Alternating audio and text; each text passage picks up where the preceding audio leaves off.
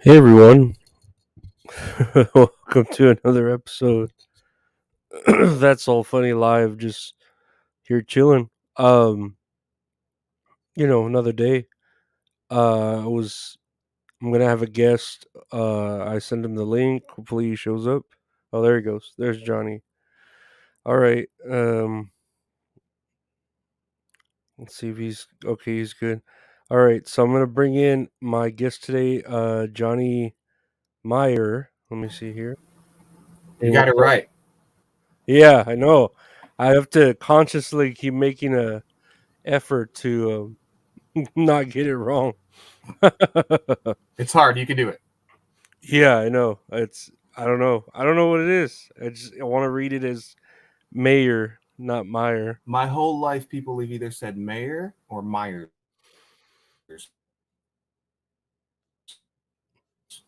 They put an A. It's just Mhm. So what's up? What's going on? do people pronounce? Well, it's kind of early for me. I woke up at about 7 a.m., 6:45 a.m. Pacific time to move my car because there's street cleaning, and Mhm. so I had to do that. And then I came back up to my apartment. I took a couple melatonin, and I went back to. So I set my alarm for 10:45. It went off, and now I'm here. Let's take a look at the chat.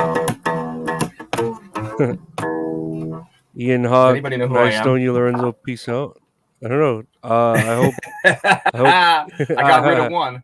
I, I hope Ian's not serious about that because I enjoy Ian. Nah, He's a great guy, and I hope he's here later on tonight with when he sees me with Dirty Dalish. Hey Marco V193, welcome to the stream. How you doing? Welcome to the stream. Uh, yeah, your connection's a bit dipping in and out, but no worries. I imagine.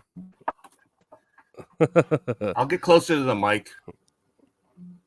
So Maybe yeah, I there. saw. So we're gonna talk about current events. I don't know. I know you'd sent me that video. I want to know the context of it. Let me pull it up here.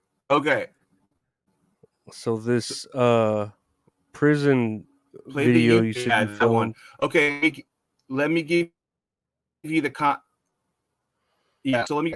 Yesterday I did a project. Um, it's about an American skyjacker. That's all I'm gonna say. And between scenes, we're at this closed prison, and between scenes, we have a lot of downtime. A bunch of us playing prisoners. So everybody's got good cameras these days. So one of the dudes who was playing a prisoner, he wanted me to film a scene with him, and so we just started filming the scene outside, and then we got to another place in the prison where we had to do some more waiting to film a scene that was outside, and we Mm-hmm. said let's do another one. So I said, hey, let me use your camera and let's film a scene prompt. So that if you want to play it, that's what this is. And I cleaned it up a little bit. I threw it on YouTube unlisted, but go ahead and play it if you want. It's totally improv. Let's see. Hopefully you can hear it. Let's see.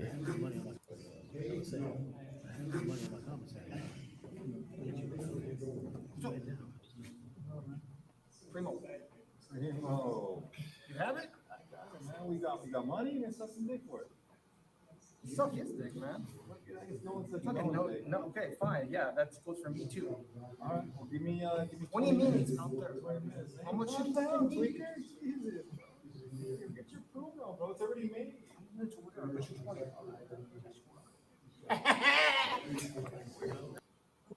That was it.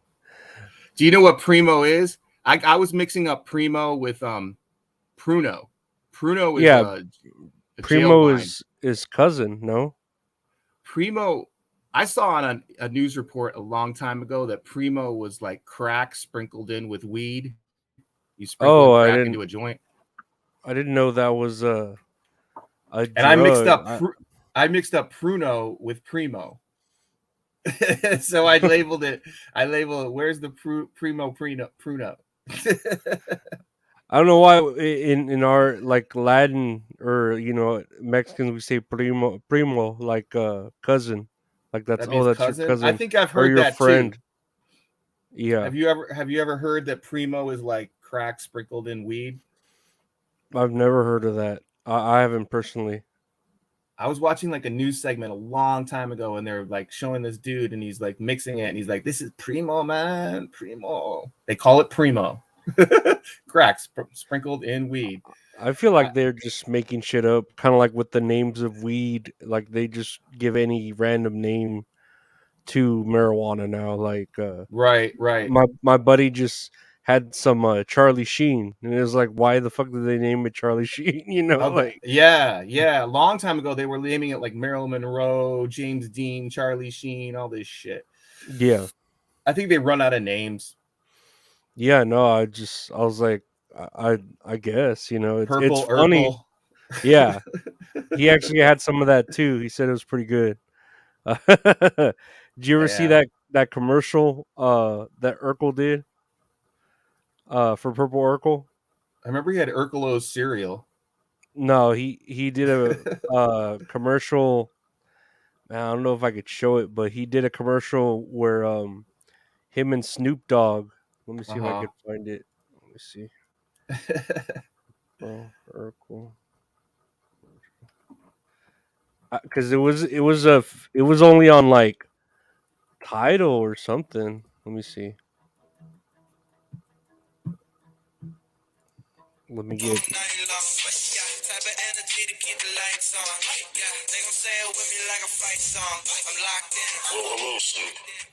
It was on Triller. If you remember Triller. There's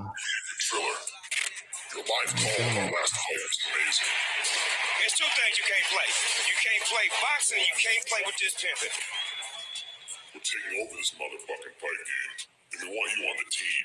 I don't do business with people I can't see. I can't lose no way. Neither do I. The fuck? Ooh, didn't I? Hold on. Steve, nigga, you run Triller? It's a side hustle. My cheese factory in Belgium actually is more profitable. Snoop, here is Triller Fight Club.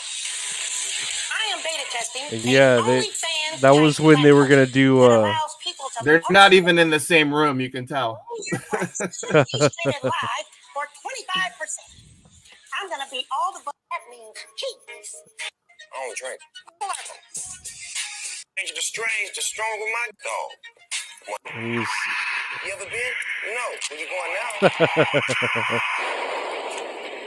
Yeah, this that thing that killed John Wayne right here, man. Yeah, but that was when Triller was a big thing. I think with the fights. I don't know if you remember the Triller app. They would have I don't know, like you can put your own pay-per-views on there. Marco's asking about the Paul Diaz fight. What do you think? I don't even know. I don't even keep up. I all I watch is like wrestling. I agree with Marco. I think Diaz is gonna prevail. It'll be an interesting fight, though. I think he'll get a. I think Marco, you already said you like Diaz. Okay. He says yeah, the floor. Yeah, but Triller was an interesting experiment. I think it was mostly from Snoop Dogg, but I think it died out pretty quick. Like most What of was these, it, like a sports channel or where you could like have your own. It's kind of like, man, I don't know if you've heard of like Fight TV, where you can essentially put yeah. your own pay-per-views of like events, and I guess it would give people more of the cut. Like if you wanted to have your own amateur Mm-hmm. boxing matches or something, then you could you know have them there. What's up, Corn Diff? We got a corn cob. Yeah, what's up, in Corn the Diff? house. Welcome to the stream. How you doing, Corn Diff? Welcome to the How stream. dare you mock the potato? No, Are he's great. you're paying homage? Yes. Okay, I forgot. It's homage. Uh, no, yeah, but I know that like I think Fight TV does it too, where they have like MMA, amateur events, but they put them there so you could buy them for like $10 a month, Oh, or like the more not amateur wrestling, but the like the pay per view events for like NWA and GCW, like these more independent places. And I think Triller was going to be for like boxing events. I think Triller might have had a fight with what's his name, Jake Paul versus somebody, and it was funded by Triller. How long was Triller in existence? Man, I don't even know because Like it's a year, or did it come and go like quick? let me see. Because I remember they had, I think that was where Mike Tyson faced somebody out of retirement, and he like Triller app. The Triller app allows users to create music videos, skits, and lip sync videos containing background music. I guess it's still around. Yeah, I guess it's still around. Bird. This is more, and it's more of a app. It's like a TikTok, but it's calling itself an American version. Instead of TikTok being so Chinese based, China based. Chinese, yeah, Chinese base owned. This is American owned. You Who's have that? TikTok, man. The Chinese government knows everything about you. Oh, I have TikTok. I use it all the time. I don't care about the Chinese government knowing things about me. Side note, I gotta say hi to Mary Razzo. Hey, Mary Razo, welcome to the stream. How you doing? Welcome to the stream. Yes, not to be confused with Thriller by Michael Jackson. I love Michael Jackson. I'd Can you always watch. separate? What do you think of his so-called victims? Did you see Leaving Neverland?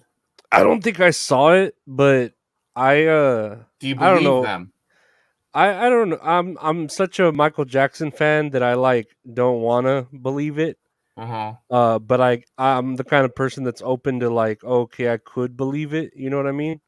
But it doesn't mess with your head in terms of when you hear his music, you No, separate the no. man from maybe the misdeeds. I miss separate the man from the art. Like even like Kanye West now with his when he went all Nazi rant Anti-Semitic, and right? yeah, when he went all like that, I'm like, nah, I still I mean I thought it was hilarious but like weird, but I still find I love Kanye West music too, you know? So Right. I feel like we have to separate even like in the wrestling world with Chris Benoit, him killing his fucking Fiance, or wife, his wife and his son, and then killing himself with the steroid use and all that, supposedly. I know War Machine But is in jail. who's that? Wasn't that his name? Wasn't that dude who went off in Vegas? He was on Joe Rogan once, and he went off and he really savagely beat his girlfriend, and he's in jail now. War Machine, wasn't that his name? War Machine. Does the chat Let's know? see. This is Jonathan Paul Copenhaver. Yeah, Jonathan Kidnap. Hovenhaver. He kidnapped his girlfriend. He beat her to like a near death, and she escaped. But she was like fucked up, and in like he's in 2014. prison. Yeah, he's in prison now in whatchamacallit, Vegas, Nevada. And what was he like a good fighter or what? I think he was on some reality show, and then he had like bad cauliflower ear, Mm-hmm. and Yeah, I and see it. then I don't remember details and shit. He was living well. He was on Rogan once, and then after he went ballistic and beat this girl, I remember Rogan was like, there was something about him that was off, you know? They And I always was like, know yeah, afterwards. right. But you still had him on your show. He didn't say anything then. Mm-hmm. But Hi, people flip. hi, the cut of the jib. Welcome to the stream. How you doing? Happy 21st birthday. Yeah, I don't know about that. I wish I was 21 again. Yeah, it is easy to separate the artist from that if they are good. It's true. There's like to me, Kanye is like the best type of rap music producer now, so that's why I'm easy to like separate it. The same with the Chris Benoit. He was a really good wrestler. The same with Michael Jackson. Like a lot of people were still so influenced by him. Well, let me ask you this: is there any artist out there that you liked, but then they did something and it was so egregious that you had to dump them and be like, I can't do that anymore? Uh, maybe there was this band called the Lost Prophets, Okay. and like they had a pretty good. It was kind of like a punk rock sounding sound, and I think the lead singer came out with he was like pro raping children or What? something. What? Yeah, he was like rowdy, like child, like molester, not like not accused of it, or but he was like pro it, like he would say a lot of things like that. So I was like, man, I It's like messed that up. one. Yeah, I was like, I like that one song, but I don't know if I can I could separate that. That's a little. That would be an easy one. Yeah, that one's a little too much for me. Where it's like hard to do that. I was like, I don't Well, know here's about here's that. here's what I do with Michael Jackson. If I'm like around people and one of his song comes on the radio or whatever, I just mock it instantly. Be like, I need a 12-year-old boy now. Du-du-du-du. I'll just like, you know what I mean? I'll just totally parody it and like with the worst lyrics just to make people like laugh or think about it. Yeah, yeah. So that's what I do. No, I still listen to Michael Jackson. I have a playlist, and it always plays like Earth song, and that gets me pumped up. Well, his songs, you can't escape Michael Jackson if you go out into the world. There's always it's always playing somewhere. You know what I mean? It seems like it's ubiquitous, as they say. Hmm. Oh Yeah, no, well. Oh but well. I that's believe why his victims. I don't know. That's why I separate that. I don't watch the things, and I remember when he died, I cried. I was like, Aw. man, like this is terrible. I've I was always. at a thrift shop. I was at a thrift stop of shopping, right? And like it was 2009, and all of a sudden they come on the radio and they go, Michael Jackson is at UCLA hospital and is cardiac arrest. And it was like Muzak. It was like one of those Muzak stations. It was a radio Mhm, station though. And I was like, that was weird. It almost sounded like a different time, like it was like the 80s or 90s, right? mhm. And I walk out of this store and I go, wow, Michael Jackson. And they go, they didn't say he was dead. They just said he had been in cardiac arrest, UCLA. And so I was like walking out, and this lady, she's a black lady, she goes, I go, wow, Michael Jackson. Holy shit, I grew up with him. And she goes, we all did. And I'm like, I guess we all did. But she was taking it so seriously. Everybody was like, I Yeah, called no. I had a friend who was like really into Michael Jackson, right? His name's Wayne. And I call him. I go, well, did you hear? And he's like, what? I go, Michael Jackson. He's like dead or he's cardiac arrest. He's like, oh my God, no, I didn't hear. Click. Like, And okay, well, then you heard it from me.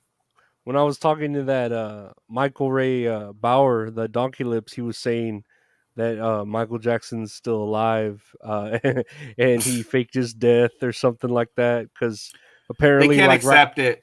Yeah, well, I mean, I could understand like the idea of that too, because you could say, "Oh, Elvis is still alive," Right. and whoever else. But yeah, it was funny when he brought that up. Like and I even talked to him. And he said he met Michael Jackson a couple times because he was in the movie Moonwalker, but not like in Oh, his. He wasn't in a scene used in the movie. It was like a did scene you that got cut. did you see that movie Moonwalker? I heard of Oh it. yeah, I love Moonwalker, dude. I remember when I was a kid and we go to the video store, I would rent it all the time and watch it Mm, over and over again. It's what's it about?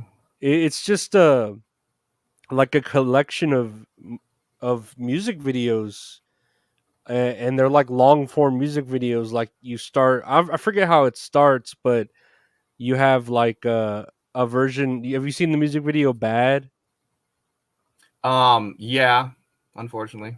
Well, there's a version of that where they're kids and they're being like it's being acted out completely by children. There's a one called Speed Demon, which is like a claymation type thing, which is bad. The song is badass. Speed Demon, if you've Was never heard it. Macaulay Culkin in it? No, he wasn't. No And then cameo. nope. And then at the end is like a long form version of the song Smooth Criminal. I do.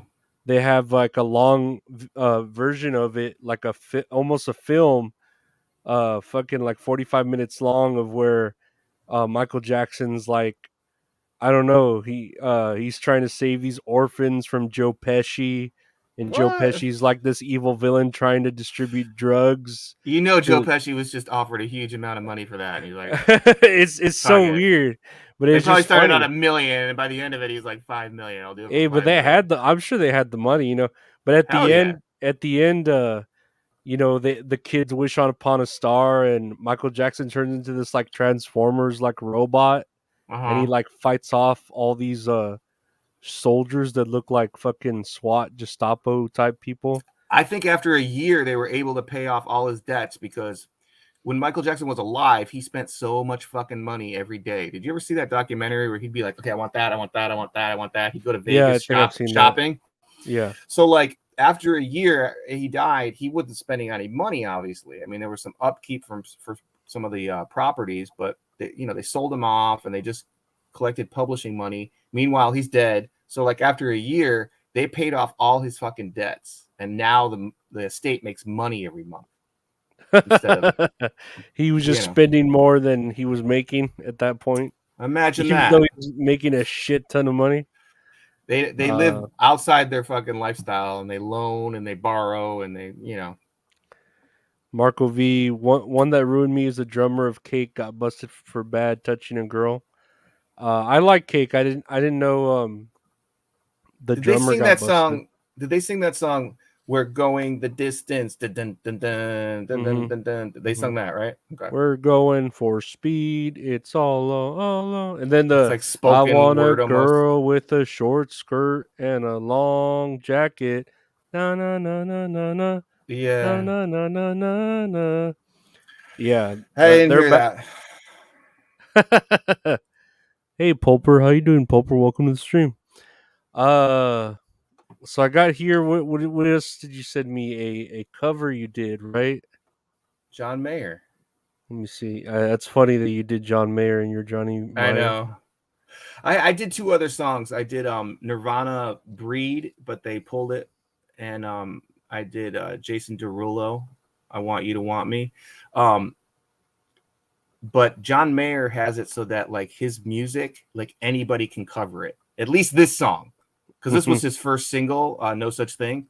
But like apparently it's public domain. He put it in public domain. Good for John. Really?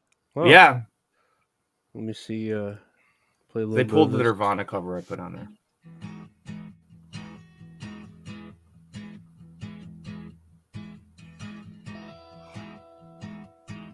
That's when I had short hair.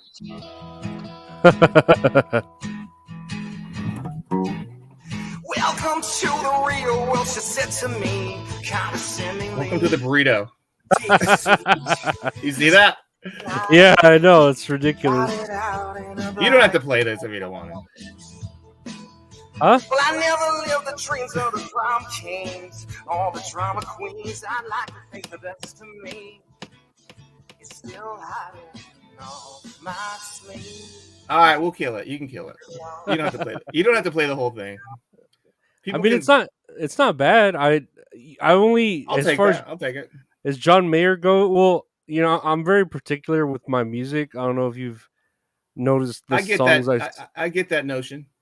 Yeah, the songs I do. The only 2 John Mayer songs I really like, maybe just one. There's one he wrote called Belief, and it was off his album Continuum, and it's a badass song. Like, and then Vultures is a good song by him. But as far as No Such Thing came out in 99. So that's an old ass song, way over 20 years old at this point. And that's the first song I listened to him. and I was like, okay, that's good. And it's another ubiquitous song that's played so much on radio. It's made him so much money. When you have a song like that and you retain publishing, I mean, it's played like every day on like multiple radio stations. You make a lot of cash. So Oh yeah. maybe that's why he made it public domain. But anyway, I'd like to know what people think of it in the chat. What my if people like my voice, if they don't, I can sing that Yeah. original song that I wrote too, if you want. Yeah, let's do that. Let's go Okay. ahead. Y'all get ready for original song by Johnny Meyer. What? Where's that A? Meyer. There you go. Okay. This is called Falling into the Sky.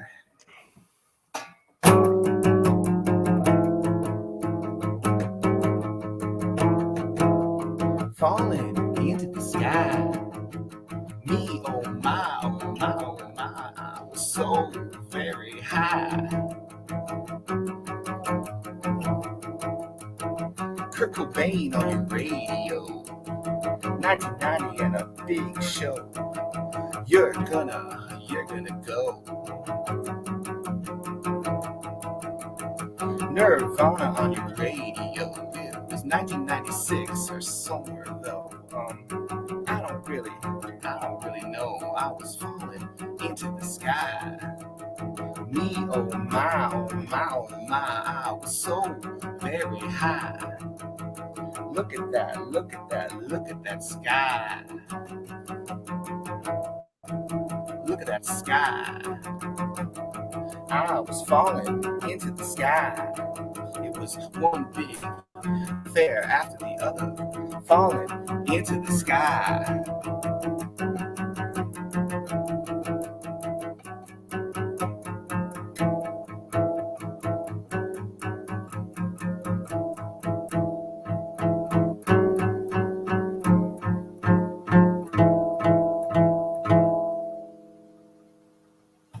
Should be longer, but All oh well. No, I mean, I not bad. It's gonna blow up the internet, you know it. Is it? Just got to get it slickly produced. No, I hear the foundation of something there. Yeah. It's not finished. It's kind of like Sonic Youthy, you know. Like I first wrote that like just that's like every Sonic Youth song, right? I've heard of Sonic Youth. I don't think I've heard their music, but I know of them. Yeah. Let me know about your guitar playing. Like I've seen your guitars only hanging. I've never seen you play. I think one time I came into the room late and you had played something, but it was already over. Oh, like what's your no. relationship with instruments and guitars? No, I haven't played anything at all, like since the podcast started at all. I don't know. You prefer bass guitar or regular guitar? No, I prefer bass because of my fat fingers. I can't put them correctly on a regular guitar, but I'm double jointed and I have pretty fat fingers too. And but this particular guitar, I've got a couple. This only has 3 strings. Excuse me, it's got 4. So I'm sorry, I interrupted you. It's just easier to play. The other strings get in the way. I have fully stringed 6-string guitars, but like for this particular thing, this particular piece and this guitar, I found this guitar in the trash. Okay, so if it breaks, it breaks. Other ones I bought, and then I've got an electric. I've got I think 4 guitars total and a pair of bongos. So and some harmonicas. I like harmonica. I just play like I've never heard of BandLab. I just play just for fun as an amateur, you know. I've never made any money, but it's kind of like a bucket list thing where I want to busk before I die at least once. I know the feeling. You know what I mean? Have you ever busked? Have you ever played for money in the street? No. Just like any like high school guy, I was like in a band or whatever, like a couple bands, and I was the bass and made a couple songs. I know if you've heard the podcast, the intro song and the outro song were like songs written by like me and my bandmate Josh. Except the intro is like me doing it more on a like a app that I just had, but it was originally written in bass. I think I have it on my, I might have it on my YouTube, uh, the bass line, and then maybe I don't know somewhere there, and then the outro is me playing the bass. Okay. How long ago was that? Man, years ago, like 8, 10 years ago. Oh wow. Yeah, so I've just had that like forever on the YouTube, and it's just something like I used to dabble and play in music, but I don't know. I just going other avenues, I suppose. Mm-hmm. What brand of guitar is that? Pulper's asking. This is a Lagrima. All right. Again, I found it in the trash. Bro, I live in this apartment complex. It's really big. The other day, about a month ago, this dude is walking up with a full set of golf clubs. I mean, they've got covers on them. It's a nice golf bag, and it's full with golf clubs. And he's about to pitch it into the dumpster. I'm like, wait. Are you going to throw that out? He's like, yeah, you want it? I'm like, hell yeah.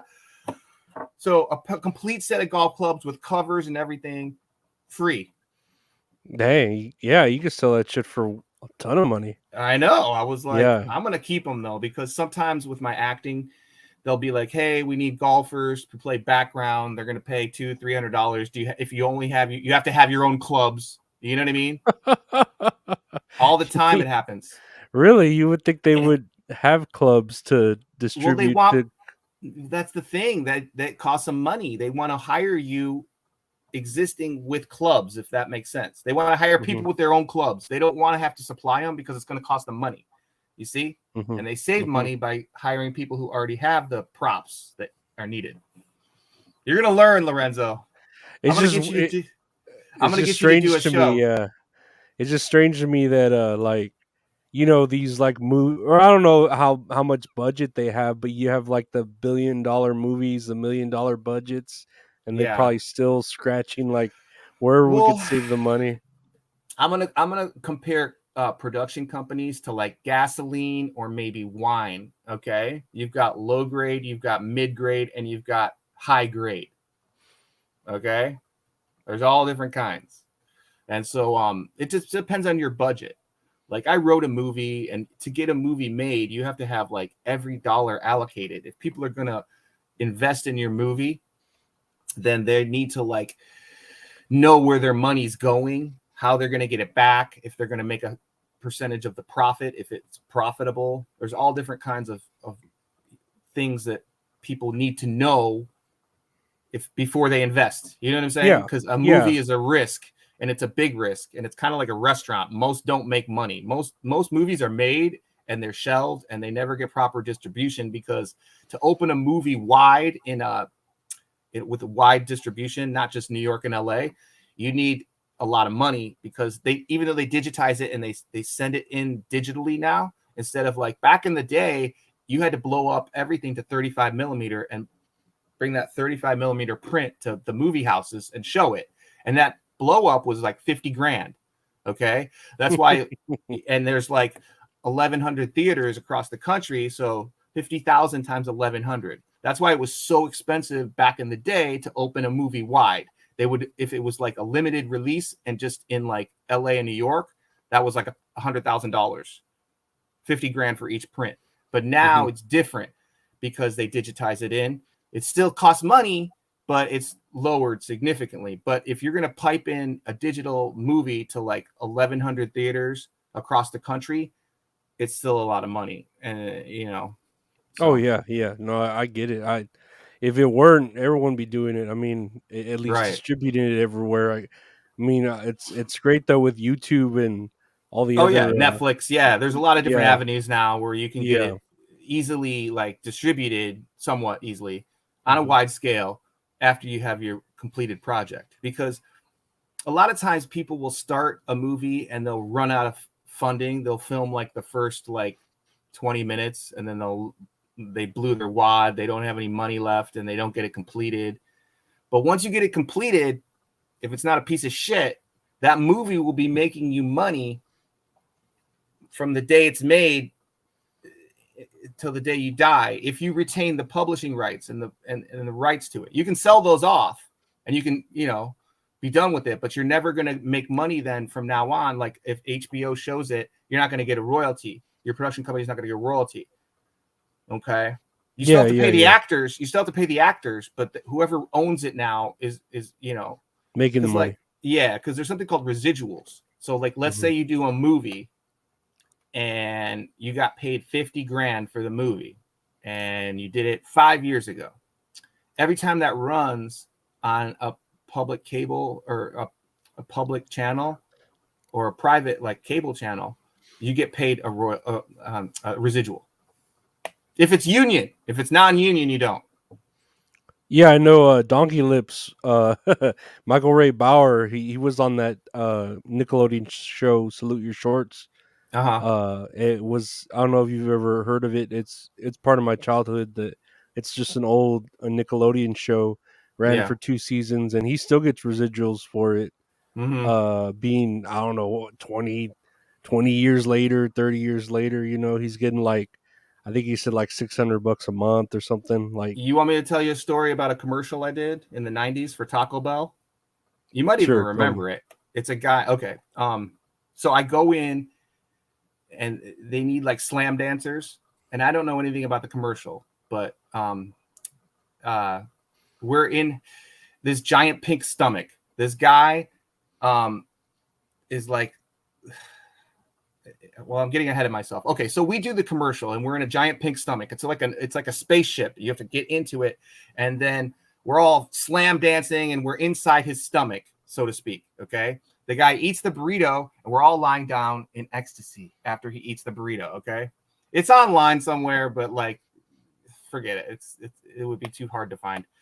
The criterion for it back then to be a principal in the commercial as opposed to an extra was 5 seconds of screen time. 5 seconds. Okay. So I see this commercial after it runs and I'm like, I see it a bunch of times. I go to Vegas. I see it in Vegas. It's a national commercial for Taco Bell. And I count 1, 2, 3. I have 7 seconds of screen time. I've got my arm around Diva Zappa, which is Frank Zappa's youngest daughter. She was like 17. She was signing a contract that she was 18. It was a different time. It was 97. So I got my arm around her, and we film it, and then we do the guy. They're like, okay, everybody slam dance, and we're slam dancing. We're like slam dancing hard. We're like going up against like chest to chest and shit. I wish you could see the commercial, but anyway, I count 7 seconds, and I said, you know what? I'm a principal in this. So instead of calling my agent at the time, I called the production company. I'm like, hey, I need it in writing that you've reviewed this commercial and that, I'm a principal, or at least you've reviewed it. I need it in writing. So please fax it to me. They're like, okay, no problem. The next day I get a fax that says, we've reviewed the commercial. You've been upgraded to principal. Okay. Now, if I had not made that call, I made it on the 29th day of 30 days from filming the commercial. You know how many days you get to petition for an upgrade? 30 days. I guess, yeah. 30 days. Probably. So I called on the last day that you could call, and I got it upgraded. They wanted to pay me $244 for the day, no residuals. After taxes, it was about $180. Okay? That's how much they paid me. Now, if I had not made that phone call, I would not have gotten upgraded to principal, which was like 600 and something for the day. But then you get at least 75% of 600 every time it runs. The lowest amount you'll get is 75. The first time it runs, you get 99% of 600. Anyways, all total, the residual checks was $6,900, $7,000. So if I had not made that phone call, I would have gotten totally screwed out of that money. Now I told my dad at the time, I said, Dad, show business is so whack. They only pay you as much as they have to unless you speak up and say, hey, you owe me more money. He goes, son, that's not just show business. That's all business. And I'm like, yeah, I guess you're right. And so I went to my agent's office. She goes, good job, Johnny. And she hands me an envelope. I go, give me that. Because I couldn't call her and like risk that she was just going to sleep on it, and Yeah. not address it.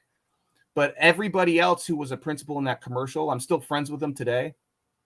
A couple of them, they all got $7,000 as well. Oh, They were that's happy. great. Yeah, they were happy campers. I bought a car with that money. Well, you could buy a car with that kind of money back in the 90s, right? Yeah, Now you I mean, can't this do was late shit. 90s. You could still buy a car for $7,000. It's just not going to go as far. No, and let's see your waiver says night show Lorenzo.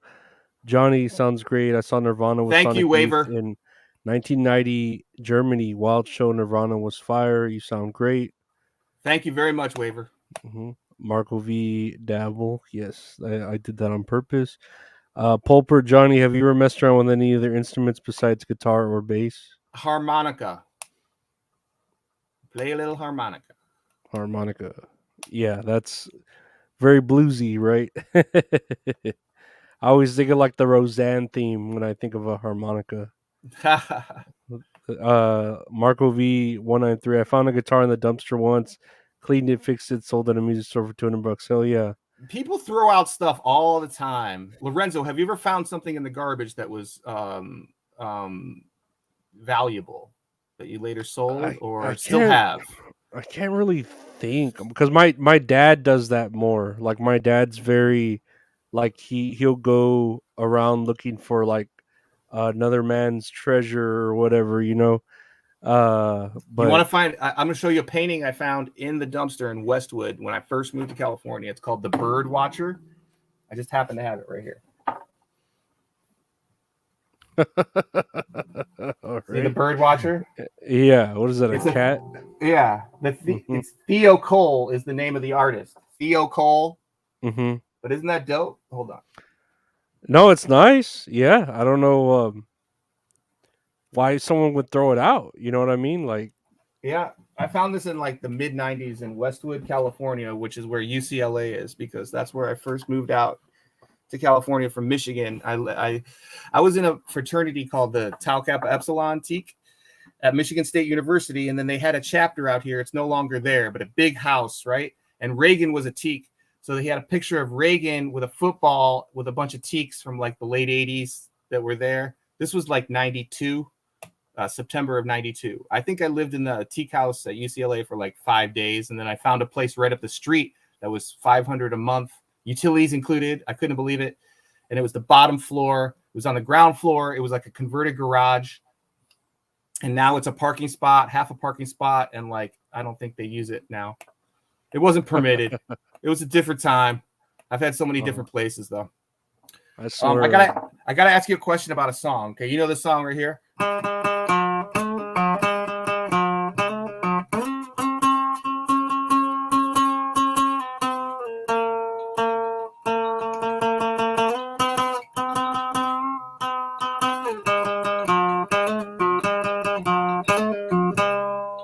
Hold on, my phone's ringing. That's Man Who Sold the World. It's a scam. Yeah, likely. Say, is that Nirvana? Well, it's Nirvana covering David Bowie. Oh, okay. The Man Who Sold the World. Did he get a receipt? Who does Probably. the warrant? Who does the warranty work on the Man Who Sold the World? Who does the warranty work? Did he have the right to sell the world? If so, I want to know how much he got. How much did he sell the world for? Was it like 7 figures, 8 figures? I have so many questions. Lorenzo, do you have any questions for the Man Who Sold the World? I'm wondering, like, man, what was I thinking about right now? Yeah, just the warranty. Yeah, that was it. Like 90 days, 120 days. Right. And who does the warranty work on the world? That's a big fucking job. Yeah, I don't know if I'd want to buy the world. Well, at least it's a lot not of in this upkeep. state. Not in this state. Right. That's a good point. Yeah. I don't know. Did he get a receipt at least? Is it a 90-day back money back guarantee? I've got multiple questions that'll probably never be answered, but oh well. No, I know. I don't really listen to David Bowie. I listen. The most recent thing he had put out before he passed away. That was dark. That was dark material. Where he Yeah, was I wearing like. those things in his eyes, those little Yeah, buttons for the I was. video. I was. Yeah, that Yeah, was that some one. I really like that music. That's just. I don't know Dark why. I Star, was just. it? Black Yeah. Star? Was it Black Yeah. Star or Dark Yeah. Star? Black Star. Yeah. Yeah, I don't know why. I think my brother, he's a real weird dude, but he was like, "Hey, you gotta check out this new David Bowie," because I never really listened to him, and yeah, Did it he was have the just rights? cool. Did he have the right to sell the world? Like, where did he buy it from?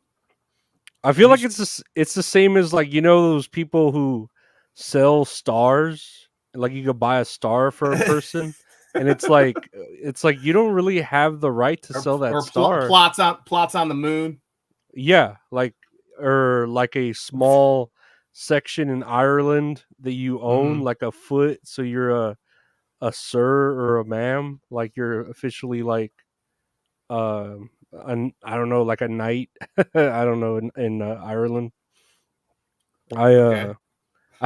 yeah, I don't know. And like I said, that buying a star, I don't know why you'd want to buy a. I don't know how you could own a star, like a company own all the stars, and then you get to name it, give it to anyone, and then Mm-hmm. uh ask them about the DMV. No, we're not gonna go down that rabbit hole. Andrew Sabilo. Oh yeah, let's talk Uh, about the DMV for an hour. Not. why don't we ask David Bowie what he sold it for? Oh right. Pulper 80, Johnny, have you ever lived in any other places in California besides Westwood? I lived in San Jose for 4 years. North Cali is way different than SoCal. Let me see if I can list all the places I've lived in California. I've lived in Northridge. I've lived in North Hollywood for the longest period of time. I lived in Valley Village for a minute, and now I live 25 miles east of Los Angeles. I'm not going to say the name of the city, but it's near Glendora. And is California? Well, you've been there most like all your life, right? Like, so you lived LA there. County, this is the most, it's not my, it's, I'm stealing this joke, but LA County is like 18 million people in group therapy. That's the most accurate, that's the most accurate thing. But I stole that from a comedian who's now dead named Taylor Negron. He was the one who delivered the pizza in Fast Times at Ridgemont High. Hmm. I don't think I've ever. I know that movie. I don't think I've ever seen it, or at least all of it. I isn't that the.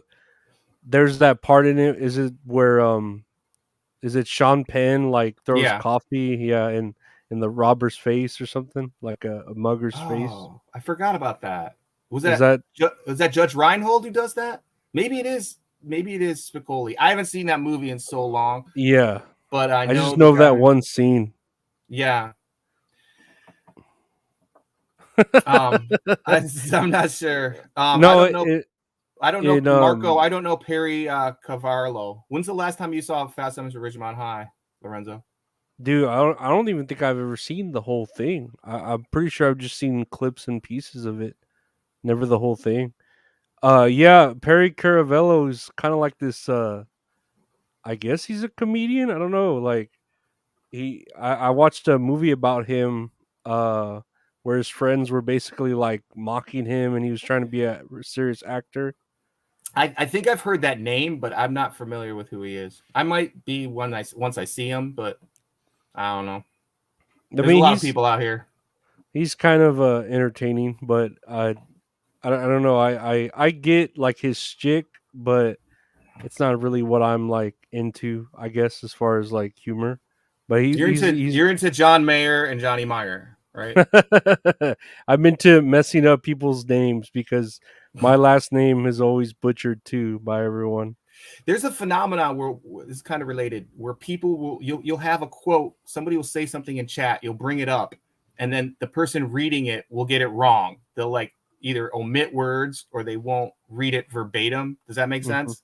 Yeah. And like so many people do that. I think it's because just so many people are chatting, and it depends on how many chats you get and how fast the chat is moving, I guess. Hmm. But people will omit words and like they won't read it right. And it's like a pet peeve of mine. I'm like, no, you read that wrong. But oh well. Who are you and why are you famous? I played Michael Clifford on ER. I was going to have you introduce me. He played Michael Clifford on ER first season. He broke the nurse's hand, had a seizure. Oh, were you on ER? I was, yeah. That's pretty cool with The George first, Clooney. yeah. I've worked with him twice, George Clooney. I worked with him on a movie called Suburbicon that came out about 10 years ago. I played Mr. Pendleton. Did you see Suburbicon? No, that doesn't ring a bell. It came out like 10 years ago. It was directed by George Clooney. And yep. A lot of people didn't see it. It had Matt Damon in it, I think. Oh yeah, he's like friends with all those people, right, from Ocean's 11 and shit. Yeah, he's kind of hooked up. Yeah. I need his agent, at least. No, that's pretty cool. ER was pretty big back when, I remember. Like I remember always seeing the theme music for it as a kid, but I don't really remember any episodes, you know what I mean? Right. Yeah. But yeah, I'm so famous I have to tell people who I am. It's a lot of fun. I'm sure there are celebrities out there that are like that. Let's see here. Cease and desist. Chocolate or vanilla? Swirl. Both of them. Nah. I mean, I'm not even saying that as like a racist sort of thing. I don't mind mixing the colors, you know. I prefer segregating the colors. But I prefer vanilla. Vanilla's I don't know. It's How do you bring classic. racism into chocolate or vanilla? It's just, you know, segregating the flavors. I think I made a joke one time because I remember I was in when I first went to college, and I was like an older, not older, but I think I went to college at like 24, right? And you have some people there right out of school, 18, 19, and it was back when a lot of this, like, you know, gender thing wasn't even there, you know what I mean? Right. So it was just whatever, college, you know. And I remember seeing a black girl and a white girl kissing at the in the college like lunchroom, and Uh-huh. I was like, what is this world? Like it confused me because It's diversity. it was like not This, only are they lesbians, but they're like different color lesbians making out, and it was a culture shock to me back then. Now I'm sure that's normal. Like, I went and visited New York in 1990. Okay. I had just graduated high school. I think I was still 17 because I didn't turn my birthday's in August. So I went to New York with my friend, and he was dating this girl in Michigan who had moved to New Jersey. I think it was Patterson, New Jersey.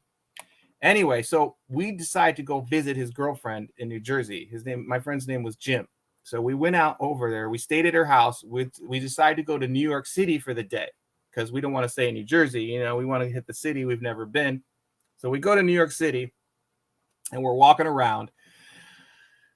It's another whole. There's two stories I want to tell you. Well, there's actually three. Okay, so we're walking around New York City, and these dudes come up. One had long blonde hair. It was two dudes, and they walk up from the subway, and they start to part ways. You know, like, oh, they say bye to each other, and they just give each other like mwah, like he's smooched. And me and my friend just go, oh man, it's like we're not ready for this, right? Two dudes kissing, like yeah. But you know, we survived, right? Then we see a black dude who's got his pants. This was near Times Square. He's got pants on, but they're at his knees, and he seems to be kind of incapacitated, just swaying back and forth. He's got no shirt on. His pants are at his knees. He is fully exposed, right? And we're just like, we see him, and he's just kind of stumbling around with his pants at his knees, trying to hold up his pants, but everything's showing, and we just see him, and we part ways. We're like, oh man, we don't need to see that. You know what I mean? Just a guy like naked, basically, just staggering around. Then this was the best story, though. I was a huge David Letterman fan in the 80s when I was going to high school and shit. I thought he had the greatest show ever. It was so funny. Yeah, he's hilarious. I had to tape it. I had to tape it on VHS cassette because I could rarely stay up that late. And so I would watch it. I would come home from lunch, and me and this girl named Sabrina would watch it, right? We would make mac and cheese at our house because you know how you could leave high school? Some high schools you could leave during lunch and come back. Yeah. Anyway, So we're at Rockefeller Plaza, me and my friend, and we see them lining up. They go on a floor, like the ground floor, and you line up and you give them your tickets, and you get into an elevator, and you go up to a different floor to see Dave Letterman tape. So there's these 3 ladies at the end, and they're the last in the line. And I go up to them and I say, hey, I'll give you $100 if you give me a ticket. And they look at each other and they're like, okay, stick with us. So just stay with us. So I'm like, okay. They hand them an envelope. They have an envelope. And in the envelope are 4 tickets. And there's 3 of these ladies. So they have an extra ticket. So they give it to me. So we get into the elevator. We go up. And they're like, okay, give us the money. I'm like, wait a sec. Who are you guys? And they're like, our husbands play for the New York Mets.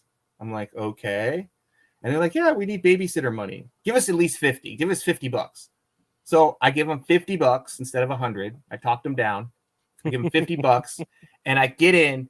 And I don't know if it's like policy that they seat the last person to get into the studio with the best seat, but the front row seat is empty. 1 seat is available in the front row. And I'm the last person to get into the studio. They walk me down to it, and I have literally the best seat for this taping of David Letterman.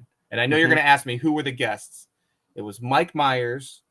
It was Phoebe Cates, I think.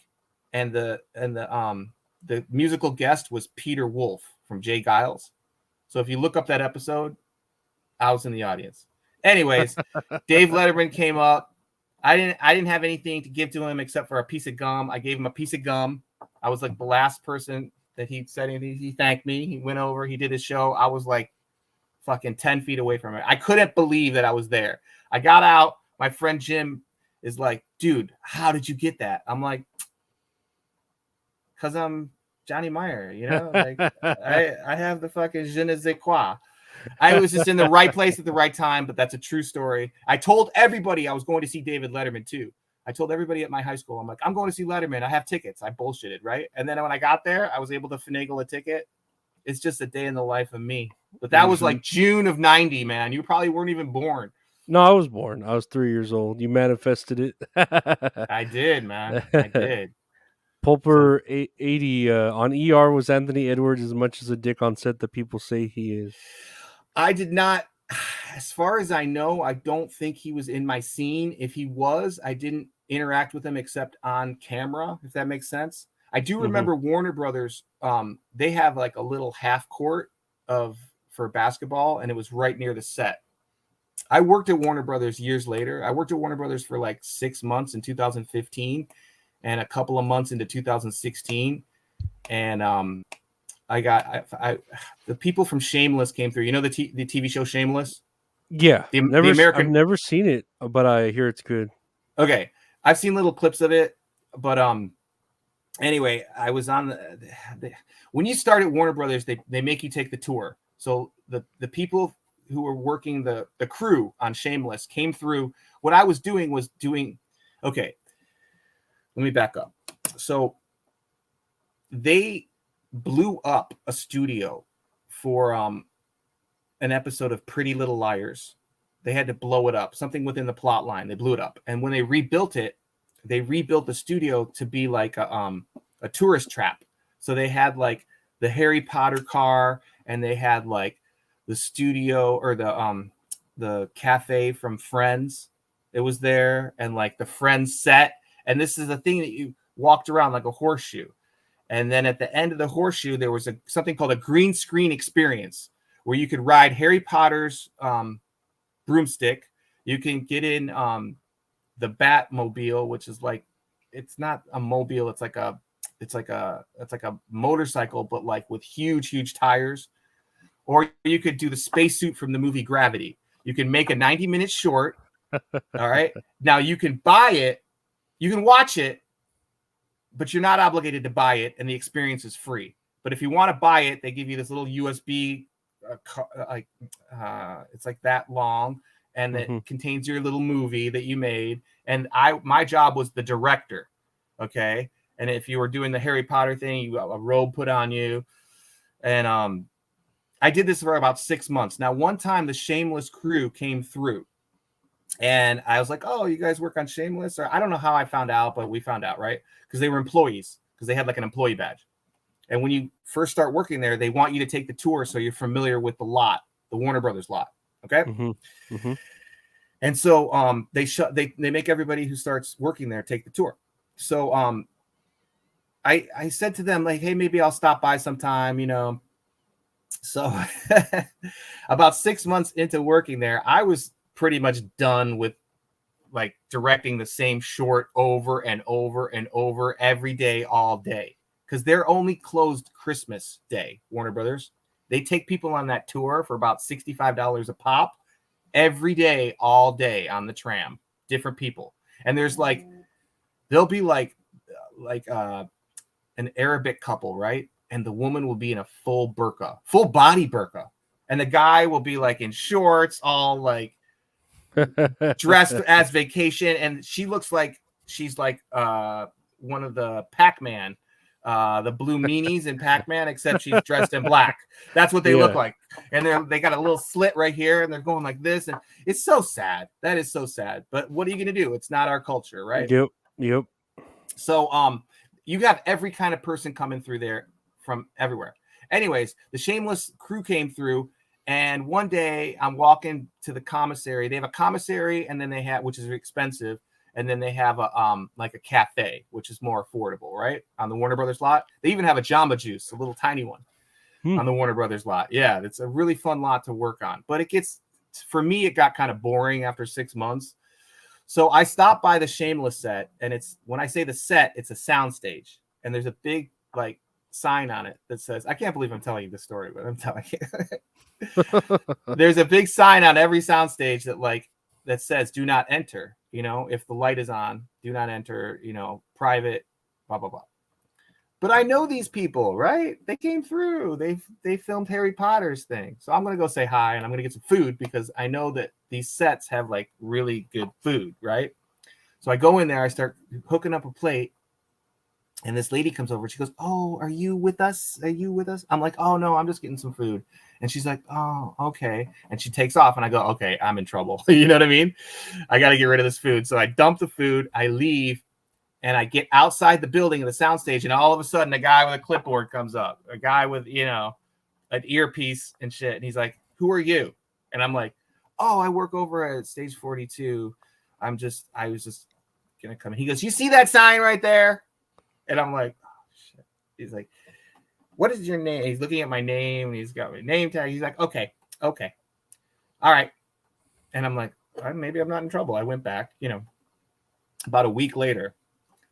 They call me in, and what they do at Warner Brothers is they want you to admit to what you did. They don't want to say, "Hey, we did this." So they put like a form in front of me, and they're like, "Hey, yeah, we have a situation. We had something about a soundstage or something. Can you tell us what happened and write it down?" And I'm like, "Oh yeah." And I just said, I didn't admit to like going on the soundstage. I just said that there was like an incident where like there was a like earlier before, I think it was the reboot of they were filming the reboot of what was that show? The guy died. Not My Two Dads, but like where they were in San Francisco and Bob Saget was in it and he just died. What was that show? And they rebooted it. I don't know. You know the show. Bob Saget was the guy with Dave Coulier. Full And the House? two kids. Yeah, Full House. Fuller House. You know the reboot? Okay. Yeah, okay, yeah, because yeah. this was like 2016. Okay, the beginning of 2016. So there was a lady coming out of the soundstage from Fuller House, and she had these two huge things of like rice and food, right? That she was like, and she jokingly says to me, she's like, "You want some food?" And I'm walking back to the soundstage, and I said, "Yeah, I'll take it." And so I took it and I put it in the trailer where all the other directors were. They have a trailer for like all of us for like when we're on our break and stuff. It's separate from the soundstage that we work at. It's a trailer. Okay. So I put the food there and I admitted to doing that, right? Instead of being on the soundstage. Well, they were mad that I didn't admit that, and then they let me go. But it was kind of a blessing in disguise because I was so sick of that job of directing the same short. It was fun for the first couple months, and I was telling people, "Yeah, I direct shorts on the Warner Brothers lot," which was not untrue. You know, I'm a director at Warner Brothers. Yeah, it's a hard job. Someone's got to do it. But after the first month of directing the same thing, and like people would, they used to show it on the monitor, right? After you filmed it, but then people were filming the monitor so they didn't have to pay for it. You know, I Mhm, had one mhm. lady, she was like Indian. You're supposed to stay out, like you go into like you either sit on the little broomstick, and or you get on the pod, and then or you get in the spacesuit, right? And you're in the green screen bay, it's called. This one lady, she was Indian, she was like, she walked right into it and is filming it with a camera because she knew that like she was gonna have to pay for it, right? Because you see over on the monitors they're taking money, and you tell people, hey, the experience is free, but you know, if you want to buy the video, you have the option. And so she just walked right into it and was filming it and just didn't give a crap and just had a big smile on her face and pretended like she didn't speak English. So Hell yeah, it's the way to do it. but there were some people who were just crazy like that. You know, they didn't want to pay, but they were gonna get that thing. And then when you film it, you see the green screen. You don't get the effect. You only get the effect of the green screen where they put a different background in. If you buy the video, if you just Mhm. film it with your camera outside, it doesn't. Yeah, You there's know, really no point. right? So I don't think there like is. it was just it got monotonous after a while. So I was relieved to be relieved. No, I know the feeling of that, of being, like, in a dead-end job and, like, wanting some sort of relief like that, I get it. I don't know why about prime rib. I think we're gonna eat brisket today, though. Can smell the brisket cooking. Can you? You live Hell with yeah. family, right? Mhm, Okay. mhm. Do you do the majority of the cooking, or does somebody else do the cooking for you? No, my sister typically does. I'll make Gotcha. myself maybe, like, breakfast, but that's about it. How many siblings you have? 2, a younger brother and a older sister, so Do you I'm the live middle with both child. of them, or No, just a sister. gotcha? Yeah, my little brother's a little, he has his own issues, as do I. So Does he we have his own? Does he have his own podcast though? No, he doesn't. He does make, music, though. Okay, So he's, doing something creative. gotcha. Yeah, Name but name this tune, okay? alright.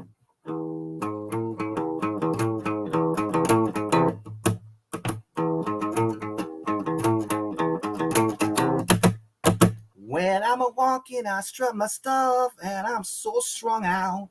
I'm high as a kite. I just might stop to check you out. Let me go on. That's a reggae version. I have no idea. That is Violent Femmes. Yeah, I would never guess. I'm more like the at this old age, I guess I listen to more smooth, like pop, relaxing music, like Lana Del Rey, Marina and the Diamonds. I don't know. That's just what I've gotten to. It's just listening to female singers soothe me to sleep, or Nice. soothe the stress out of me. That's the point I'm at. you know, um, Yeah, I it's like Michelle it's Branch. I like that song she did with Santana, mm, Game of Love. is that old? Oh Sounds yeah. old.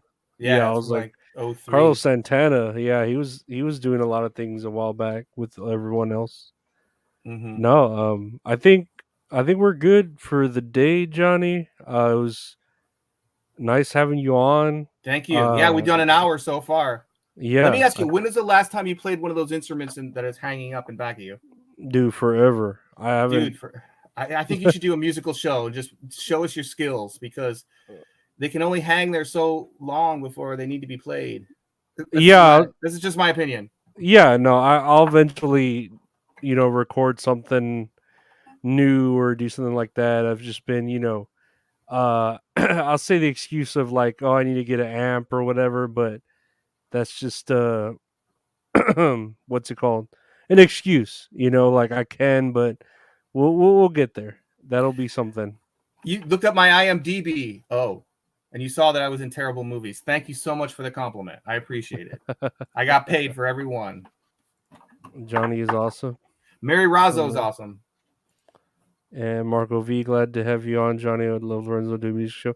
See, Yeah, see. yeah. No, I'll eventually get to that. There's always avenues I can do because I can just do whatever I want on the show, you know. It So is there's your no really, show, and I do yeah. thank you for having me on. No, You yeah. teased me for like a month, but you came through and you let me sing the song, and you're a gracious host, and I thank you. I want to thank everybody in the chat for tuning in and not. I have that kind of personality. You're either gonna like it or you're not. You know, I'm kind of abrasive, Well, maybe, but you know, I'm always open to having like anyone on, you know, just to talk or you know bullshit around and see yeah. what's up. It's always nice to just network with people because everyone's got a story. I didn't know like you know you're acting. You know, I didn't know you were in like this or that, and it's just like okay, cool. So you have stories. You know, we all have these Mm-hmm. stories to tell, and I'm glad now I had you on, play a little music, and like tell those stories because they're interesting. You know. Yep. I got a lot more too. Maybe next time we'll watch my acting reel because I made out with Kim Cattrall in a TNT movie of the week back in '95. We filmed it in '94, and I was with Tom Hulse, the guy who played Amadeus, Jamie Lee Curtis, and Kim Cattrall from Sex and the City. Man, she was in Mannequin, right? The one from She was Mannequin. Mannequin. She came alive in She Mannequin. she is fucking hot. That was a huge movie. I forget how Yeah, big that was. Yeah, yeah. I went in as an extra and they elevated me on the set. They pointed to this guy. They go, this is who you're replacing.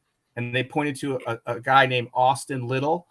And the next thing you knew, it turned into a 2-day call. I'm dancing this close with Kim Cattrall for 2 days. She's like in her 40s playing high school. It was supposed to be 1960. It was supposed to be 1965. But let's save that whole story, for the next time I'm on. Thanks again for having me on. I want you to consider doing a music show. I want to see how good your bass skills are. And until next time, Yeah. Mr. Areola, I will see you. And I will see you and everyone else in the chat. Thank you for coming on today. Appreciate it, everyone. Thank you for viewing, and yeah, we'll see y'all later. If you want to look my reel up on YouTube, type in actor Johnny Meyer, and you'll see it come up right in the first search results. But you have to type actor Johnny Meyer. All righty. Yeah. All right. Thank you all for again, being Lorenzo. here. Yeah, thank you too for being here, and I'll see y'all later. Take care. Bye.